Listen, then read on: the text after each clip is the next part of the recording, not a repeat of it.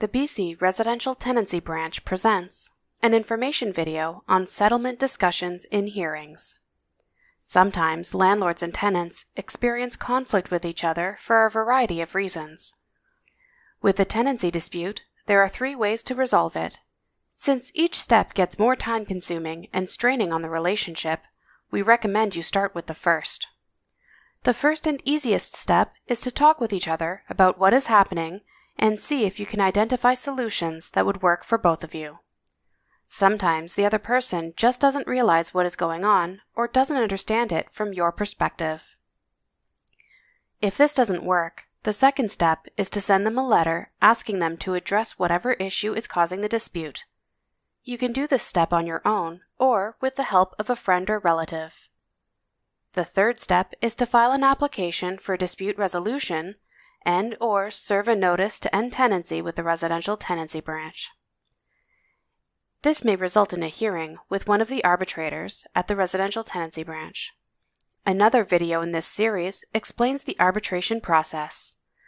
Watch it at www.gov.bc.ca/landlordtenant/videos. In a hearing, the arbitrators are permitted by law to assist parties to settle a claim rather than arbitrate it. But what is the difference? If a hearing is arbitrated, the third party, in this case the arbitrator, makes a decision for the 2 parties. If the hearing moves to a settlement discussion, the arbitrator will help the 2 parties decide on an agreement together, which is the settlement. Settlement discussions can happen 2 ways.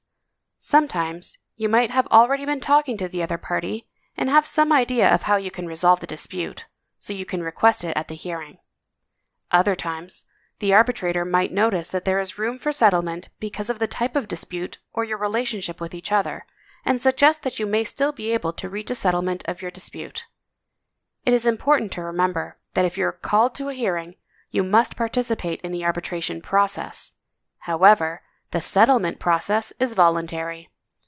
You can decide at the beginning or at any time during the settlement discussion that you would rather have the dispute arbitrated. How does it work? With the help of the arbitrator, you will both discuss your perspective on the dispute, try to identify different ways that the problem can be resolved, and come to an agreement on what you will both do to solve the problem. You may have someone else represent you at the hearing, like an assistant, advocate, lawyer, or translator. You might want to tell them what you would be willing to settle for if a settlement is negotiated. What if you can't agree? If you and the other party can't come to an agreement, the arbitrator will conclude the settlement discussion and proceed to make a final binding decision based on the whole hearing. Does it take more time? All hearings are given the same amount of time, so it won't take longer than if the dispute was arbitrated.